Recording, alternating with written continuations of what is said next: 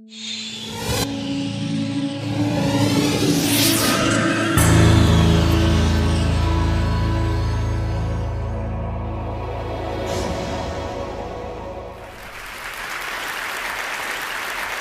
call it the golden circle.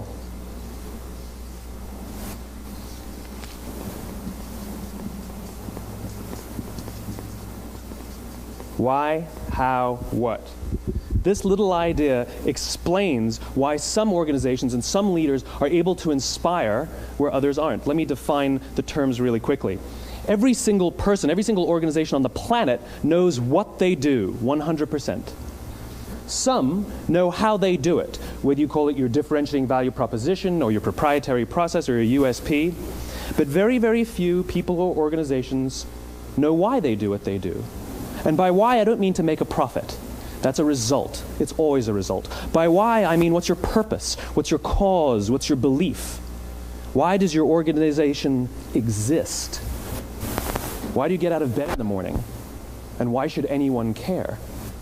Well, as a result, the way we think, the way we act, the way we communicate is from the outside in. It's obvious. We go from the clearest thing to the fuzziest thing. But the inspired leaders and the inspired organizations, regardless of their size, regardless of their industry, all think, act, and communicate from the inside out. Let me give you an example. I use Apple because they're easy to understand and everybody gets it. If Apple were like everyone else, a marketing message from them might sound like this. We make great computers.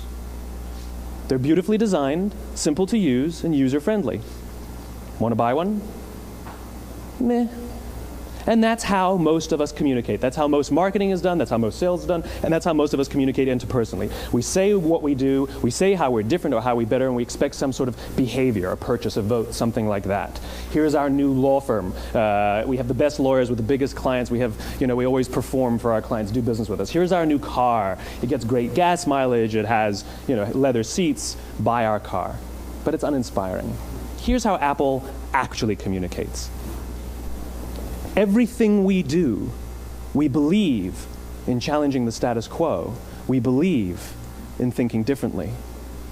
The way we challenge the status quo is by making our products beautifully designed, simple to use, and user-friendly. We just happen to make great computers. Want to buy one? Totally different, right? You're ready to buy a computer from me. All I did was reverse the order of the information. What it proves to us is that people don't buy what you do, people buy why you do it. People don't buy what you do, they buy why you do it. This explains why every single person in this room is perfectly comfortable buying a computer from Apple. But we're also perfectly comfortable buying an MP3 player from Apple, or a phone from Apple, or a DVR from Apple. But as I said before, Apple's just a computer company. There's nothing that distinguishes them structurally from any of their competitors. Their competitors are all equally qualified to make all of these products. In fact, they tried. A few years ago, Gateway came out with flat-screen TVs. They're eminently qualified to make flat-screen TVs. They've been making flat-screen monitors for years. Nobody bought one. And Dell came out with MP3 players and PDAs. And they make great quality products, and they can make perfectly well-designed products, and nobody bought one. In fact, talking about it now, we can't even imagine buying an MP3 player from Dell. Why would you buy an MP3 player from a computer company? But we do it every day.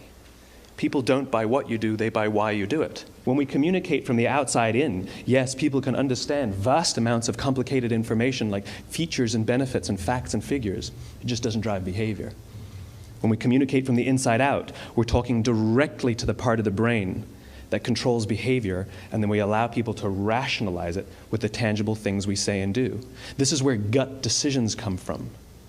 Sometimes you can give somebody all the facts and your figures, and they say, I know what all the facts and details say, but it just doesn't feel right. Why would we use that verb? It doesn't feel right.